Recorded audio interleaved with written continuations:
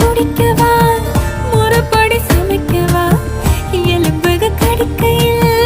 என்ன கொஞ்சம் நினைக்கவா மஞ்சோறு